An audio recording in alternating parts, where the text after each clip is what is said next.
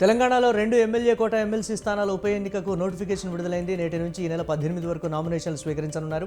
19న నామినేషన్ల పరిశీలన, 22వ తేదీన ఉపసంహరణ గడువు ఉంది. ఈ నెల 29న 2 ఎమ్మెల్సీ స్థానాలకు ఉప ఎన్నిక పోలింగ్ జరగనుంది. మంత్రి పొంగులేటి శ్రీనివాసరెడ్డి భావోద్వేగానికి గురయ్యారు. ఒంటరిగా ఉన్నప్పుడు అనేక సందర్భాల్లో తాను కన్నీళ్లు పెట్టుకున్నానని చెప్పారు. కార్యకర్తలు, అభిమానులు బాధపడతారని కన్నీళ్లను దిగమింగుకున్నానన్నారు. ఆ కష్టం ఊరికే పోలేదని, ప్రతి కష్టం వెనుక సుఖం ఉంటుందని కన్నీళ్లు పెట్టుకున్నారు మంత్రి పొంగులేటి. బెజవాడ ఎంపీ కేసినేని నానిపై వైసీపీ నేత పొట్లూరి వరప్రసాద్ పరోక్ష విమర్శలు చేశారు. బోరుకొచ్చిన బండి షెడ్డు మారిందంతే అంటూ పోస్ట్ పెట్టారు. వీడి బుద్ధి గురించి బెజవాడంతా తెలుసబ్బాయి అంటూ ట్వీట్ చేశారు. ప్రస్తుతం పీవీపీ ట్వీట్ చర్చనీయాంశమైంది. ఆంధ్రప్రదేశ్లో రాష్ట్రంలో ముస్లిం మైనారిటీలకు రక్షణ లేకుండా పోయిందని టీడీపీ నేత ధూళిపాళ్ల నరేంద్ర అన్నారు. పొన్నూరు నియోజకవర్గ పరిధిలో ముస్లిం మైనారిటీలకు ధూళిపాళ్ల కుటుంబానికి అవినాభావ సంబంధం ఉందన్న ఆయన టీడీపీ హయాంలో ముస్లిం మైనారిటీలకు పక్కా ఇళ్లను అందించి వారిని ఆదుకున్నామని గుర్తు చేశారు.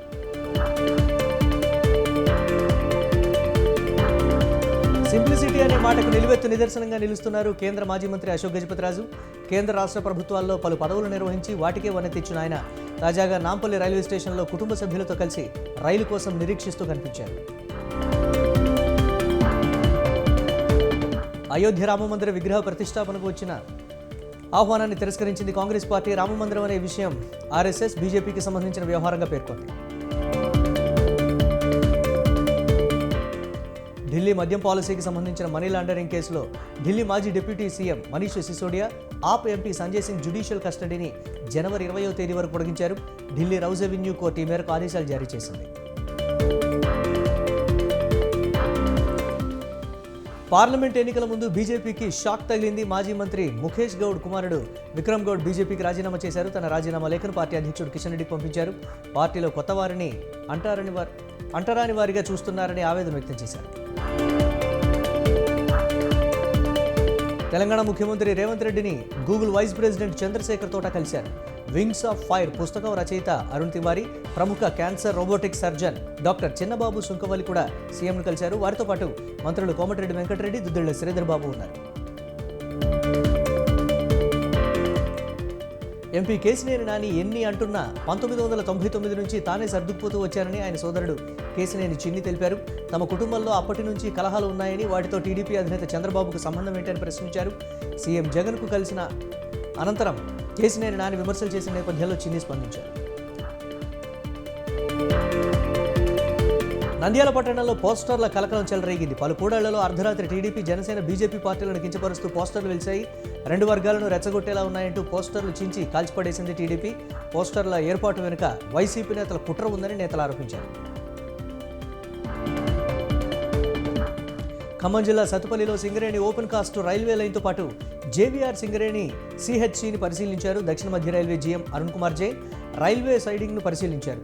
బొగ్గు రవాణాలో లక్ష్యాలను చేరుకోవడంతో సంతృప్తి వ్యక్తం చేశారు. అధికారులతో కలిసి ప్యాసింజర్ ట్రైన్లో పయనించారు. పెండింగ్లో ఉన్న 4 నెలల జీతాలు చెల్లించాలంటూ స్వచ్ఛ ఆటో కార్మికులు విధులు బహిష్కరించారు. వరంగల్ మున్సిపల్ కార్పొరేషన్ ముందు స్వచ్ఛ ఆటోలతో ఆందోళన చేపట్టారు.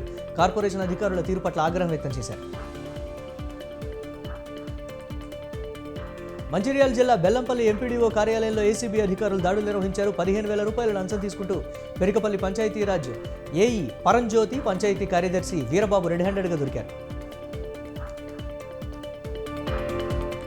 పశ్చిమ గోదావరి జిల్లా ఆకివీడులో విషాదం చోటు చేసుకుంది. అజ్జమూరు వంతెన వద్ద సంక్రాంతి సంబరాల ఫ్లెక్సీ కడుతున్న వ్యక్తి కరెంటు షాక్కు గురై మృతి చెందాడు. ఏఎస్ఆర్ జిల్లా దుబ్రిగూడ మండలం లయోకొండ గ్రామానికి చెందిన గొల్లూరి దినేష్గా గుర్తించారు. ఆకివీడు పోలీసులు కేసు దర్యాప్తు చేపట్టారు.